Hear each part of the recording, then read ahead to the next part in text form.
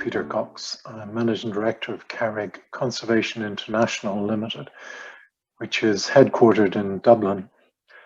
We have offices in London and Naples, Italy, and we do work also with partners in Australia and Canada.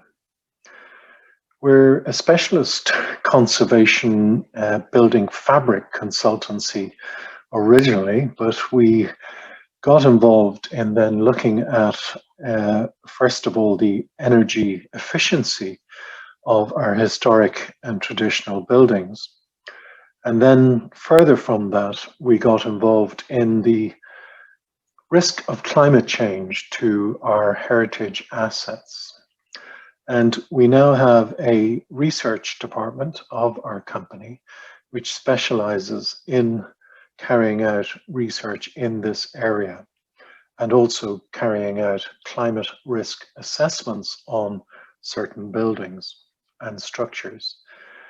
We have also been successful in writing the Irish government's climate change adaptation plan for built and archaeological heritage.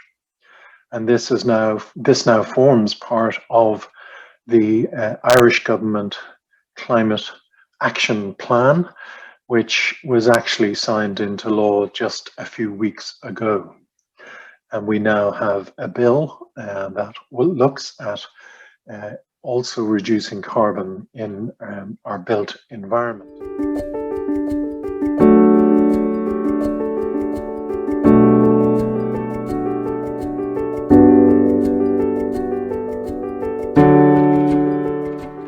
The IPCC recommends that we dare not go over 1.5 degree increase in temperatures.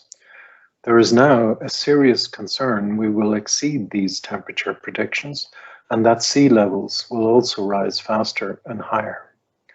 A lot of the world's early heritage is on the seaboard or on major rivers.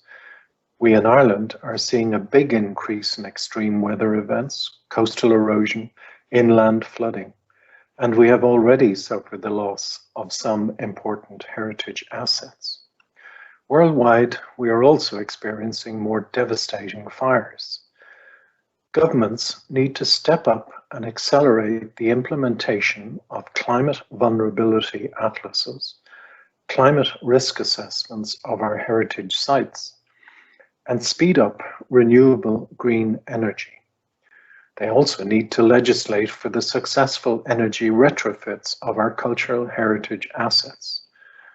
And they should really introduce incentives and strengthen policies in the area of energy upgrades of our built environment.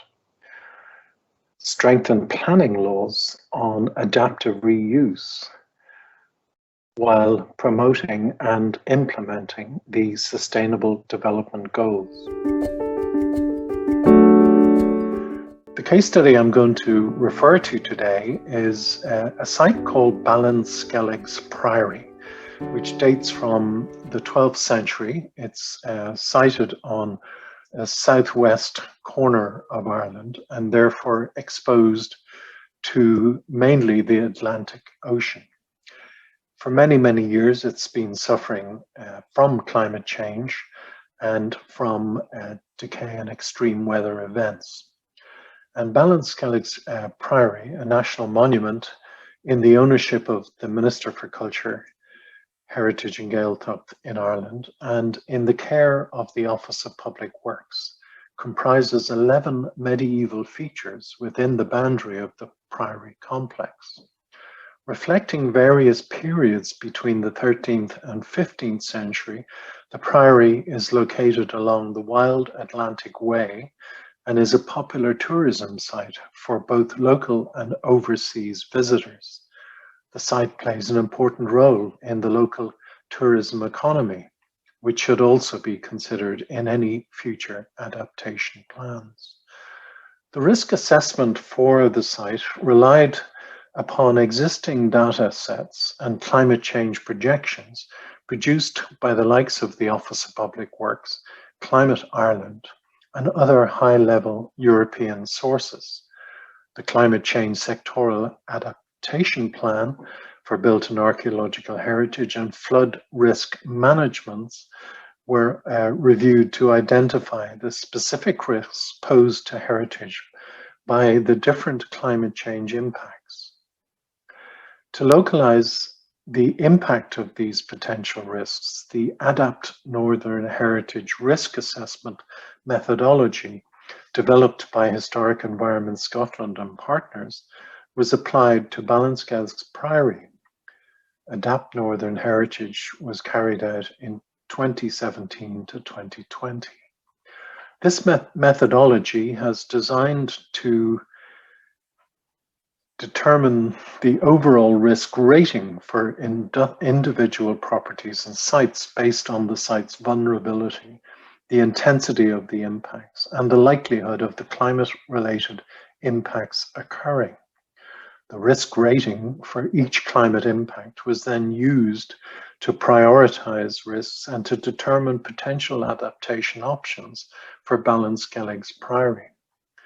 The recommendations outlined in section 5 of our report detail the further research and data required to better understand the short and the long-term impacts of climate change.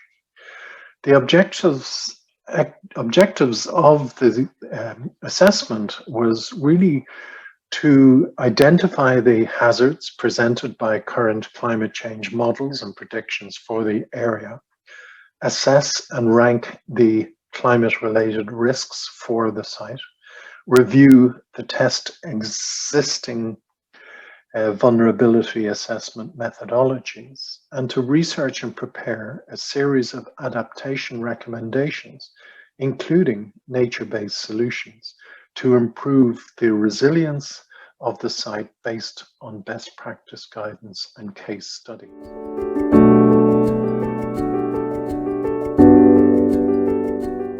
And to end, please join the Climate Heritage Network. Thank you.